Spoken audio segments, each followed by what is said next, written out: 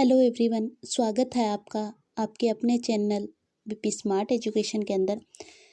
हम अब वो साइकोलॉजी से संबंधित क्वेश्चन है वो कर रहे हैं। तो आज का हमारा फर्स्ट क्वेश्चन है 120 नंबर का कि अवधारणाओं का विकास मुख्य रूप से किसका हिस्सा है। ए ऑप्शन है शारीरिक विकास, सामाजिक विकास, स्वेगात्मक विकास या बौद्धिक विकास। तो अवधारणाओं का जो विकास है वो मुख्य रूप से बौद्धिक विकास का हिस्सा होता है। डी नंबर ऑप्शन इस क्वेश्चन में राइट हो जाएगा। अगला क्वेश्चन है कि विद्रोह की भावना की प्रवृत्ति निम्नलिखित में से किस अवस्था में पाई जाती है। तो विद्रोह की जो भावना है वो मुख्य रूप से है वो बाल्यावस्था के अंतकाल तक है वो पाई जाती है। तो हमें ऑप्शन में दे रखा है बाल्यावस्था, शैशवावस्था, पूर्व किशोरावस्था और मध्य किशोरावस्था। तो जो विद्रोह की भावना मैंने जैसा कि आपको बताया कि बाल्यावस्था के अंत तक है वो विद्रोह की भावना है वो प्रेजेंट होती है। तो सी नंबर ऑप्शन यानी कि पूर्व किशोरावस्था के अंदर है ये पाई जाती है। सी नंबर ऑप्शन राइट हो जाएगा। अगला क्वेश्चन है कि विकास के सिद्धांतों के बारे में निम्नलिखित में से कौन सा कथन है वो गलत है वो हमें बताना है। ए ऑप्शन है विकास एक परिमाणात्मक प्रक्रिया है जिसका ठीक ठाक मापन है वो हो जाता है। ऐसा तो नहीं होता विकास के बारे में। सेकंड है कि विकास परिपक्व और अधिगम पर आधारित होता है। विकास वंशानुगत और वातावरण के बीच सतत अन्योन्य क्रिया से होता है। डी ऑप्शन है प्रत्येक बच्चा विकास के चरणों से गुजरता है और फिर भी बच्चों में व्यक्तिगत विभिन्नताएं बहुत होती है। यानी ये तीनों सही है और हमसे पूछा था गलत। तो इस क्वेश्चन में ए नंबर ही ऑप्शन है वो आ जाएगा इस क्वेश्चन का राइट आंसर। ए नंबर ऑप्शन हमें गलत कथन है वो पूछा था। अगला क्वेश्चन है 123 नंबर का कि श्रीमती कुमार का पहला बच्चा 10 महीने में चलने लगा। उनका दूसरा बच्चा अब 12 महीने का है और अभी भी चल नहीं रहा है। वह दुखी या चिंतित नहीं है। क्यों नहीं है वो दुखी या चिंतित? ये ऑप्शन है उनके पति ने कहा जब तक वे 14 महीने के नहीं हुए थे उन्होंने चलना शुरू नहीं किया था। बी ऑप्शन है वह जानती है कि वह जितना अधिक इंतजार करेगी उतना ही अधिक उसके पैर चलने के लिए मजबूत होंगे। सी ऑप्शन है एक पड़ोसी का लड़का भी 18 महीने का है और वह भी नहीं चल रहा है। डी ऑप्शन है वह जानती है कि चलने के विकास के लिए वह अभी सामान्य समयबंध के अंदर है। तो यानी कि डी ऑप्शन है वो इस क्वेश्चन में राइट हो जाएगा क्योंकि जो ऊपर तीनों ऑप्शन दे गए हैं उनमें से किसी का तर्क है वो श्रीमती जो कुमार है उसके लिए है वो सिद्ध नहीं होता है। तो डी नंबर ऑप्शन इसमें राइट हो जाएगा। अगला क्वेश्चन है 124 नंबर का कि पूर्वाग्रही किशोर किशोरी अपने के प्रति कठोर होंगे। किसके प्रति है वो कठोर होंगे? समस्या के प्रति, जीवन शैली के प्रति, संप्रत्य के प्रति या वास्तविकता के प्रति। जो पूर्वाग्रही यानी कि जो पहले से ही ग्रहित है किशोर किशोरी पूर्वाग्रह से, तो वो किसके प्रति है वो कठोर होंगे? तो वो समस्या के प्रति है वो कठोर होंगे। तो इस क्वेश्चन में ए नंबर ऑप्शन राइट आ जाएगा। अगला क्वेश्चन है 125 नंबर का कि निम्नलिखित में से किस जोड़े का मिलान ठीक हुआ है। ए ऑप्शन है अच्छा लड़का व लड़की अभिविन्यास। ये जो दिया गया है वो कोहलबर्ग का जो नैतिक विकास का सिद्धांत है उसके अंदर से ये क्वेश्चन है। तो उस सिद्धांत को ध्यान में रखकर है वो हमें ये क्वेश्चन है वो करना है। ये ऑप्शन है हमारे पास कि अच्छा लड़का व लड़की अभिविन्यास अच्छा बनकर कोई स्वीकृति प्राप्त करता है। बी ऑप्शन है नियम और आदेश अभिविन्यास मानवाधिकारों के मूल्य के आधार पर नैतिक सिद्धांत स्वयं चुने जाते हैं। सी ऑप्शन है सामाजिक संविदा अभिविन्यास किसी कार्य के भौतिक परिणाम निर्धारित करते हैं कि वह अच्छा है या बुरा। और डी ऑप्शन है कि दंड देना और आज्ञा पालन अभिविन्यास नियम तय नहीं है किंतु समाज के हित में बदले जा सकते हैं। तो जो अच्छा लड़का है अच्छी लड़की अभिविन्यास है कि अच्छा बनकर कोई स्वीकृति है वो प्राप्त करता है, अच्छा बनकर है वो स्वीकृति है, वो प्राप्त है वो करता है। ए नंबर ऑप्शन है वो इस क्वेश्चन में है, वो राइट आ जाएगा, यही सही मिलान है, वो कहा है। अगला क्वेश्चन है कि एक बच्चे की वृद्धि और विकास के अध्ययन की सर्वाधिक अच्छी विधि है वो कौन सी है। एक बच्चे के विकास के अध्ययन की है वो विधि हमसे पूछी है। ए ऑप्शन है मनोविश्लेषण विधि, तुलनात्मक विधि, विकासीय विधि या सांख्यिकी विधि।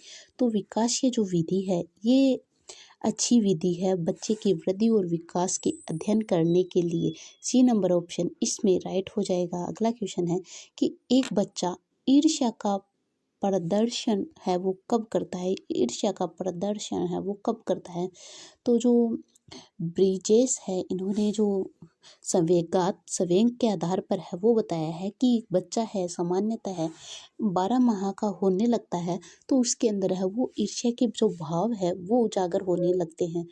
ए ऑप्शन हमें दिया है 6 माह, 12 माह, 18 माह या 24 माह। तो इस क्वेश्चन में जो बी नंबर यानी 12 माह का जब बच्चा होता है तो उसमें ईर्ष्या का भाव है वो पैदा होने लगता है। अगला क्वेश्चन है कि 16 वर्षीय नीरज अपने आप में पृथक स्वनियंत्रण व्यक्ति की भावना को विकसित करने का प्रयास कर रहा है।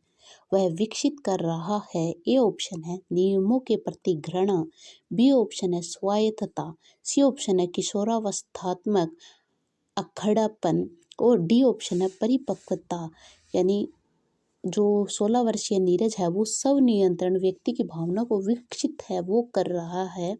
तो इसके अंदर है वो ऑप्शन है वो हमें पूछा है तो इसके अंदर आ जाए कि वो अपने आप के अंदर है वो स्वनियंत्रण कर रहा है यानी कि स्वायत्तता है वो इसके अंदर है वो डेवलप हो रही है। बी नंबर ऑप्शन आ जाएगा इस क्वेश्चन में राइट।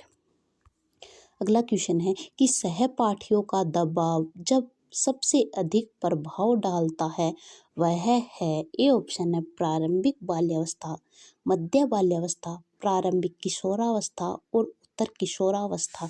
सहपाठियों का दबाव है वो सबसे अधिक प्रभाव है वो किसके ऊपर डालता है तो वो डालता है किशोरावस्था के अंदर, उत्तर किशोरावस्था है वो इस क्वेश्चन में राइट हो जाएगा। अगला क्वेश्चन है 130 नंबर का कि मनोविज्ञान का शिक्षा के क्षेत्र में सबसे बड़ा योगदान है वो क्या है। विषय केंद्रित शिक्षा, शिक्षक केंद्रित शिक्षा, क्रिया केंद्रित शिक्षा या बाल केंद्रित शिक्षा। तो इसके जो मनोविज्ञान का सबसे जो प्रमुख बड़ा योगदान है वो आ जाएगा बाल केंद्रित शिक्षा का है वो होता है। डी नंबर ऑप्शन इस क्वेश्चन में राइट हो जाएगा।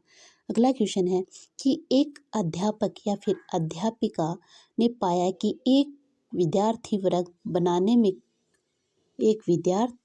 बनाने में कठिनाई अनुभव कर रहा है। उसने अनुमान लगाया वह हीरे का चित्र बनाने में भी कठिनाई है वो अनुभव कर रहा है।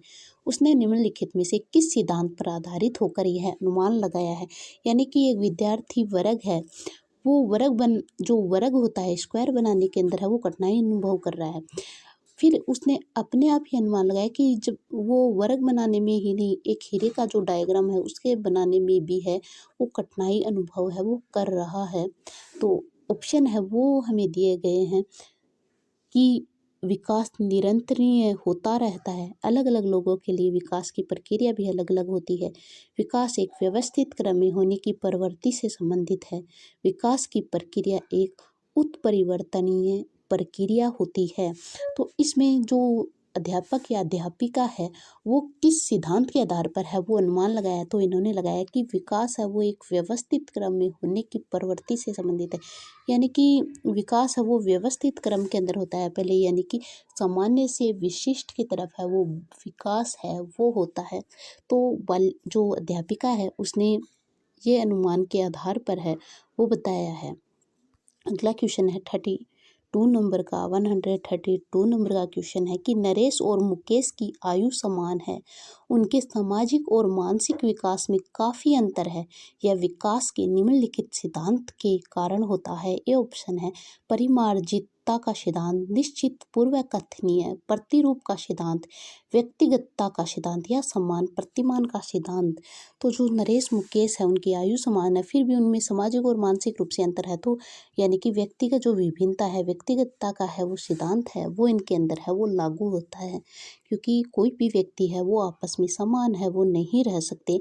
तो इस क्वेश्चन में सी नंबर ऑप्शन राइट हो जाएगा। अगला क्वेश्चन 133 नंबर का कि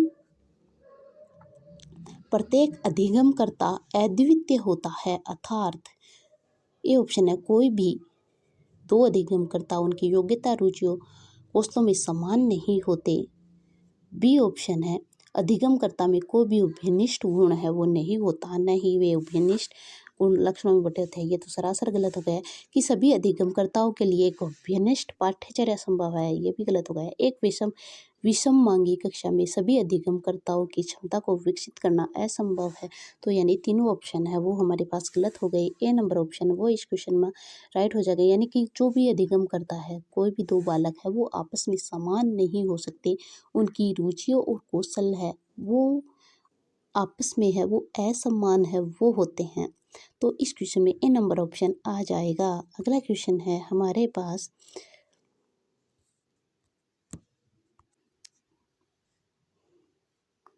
134 नंबर का कि बाल विकास की कौन सी अवस्था में ओडिपस और इलेक्ट्रा जटिलता शुरू होती है। यानी ओडिपस ग्लैंड और इलेक्ट्रा ग्लैंड है वो जटिलता है उसकी शुरू हो जाती है।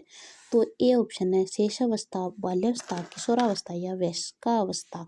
तो जो ओडिपस और इलेक्ट्रा जो जटिलता है शुरू होने लगती है वो हो जाती है शेषावस्था के अंदर। ए नंबर ऑप्शन इस क्वेश्चन में राइट हो जाएगा। तो आज ये क्वेश्चन थे हमारे साइकोलॉजी के, यहीं तक। आगे के क्वेश्चन है वो हम करेंगे कल। तब तक के लिए आप सभी है वो मन लगा कर है वो पढ़ते रहिए। अब ज़्यादा टाइम है वो रेट के अंदर है वो बचा नहीं है, तो आप लोग सभी लोग है वो पढ़ते रहिए। धन्यवाद। जय हिंद, जय भारत।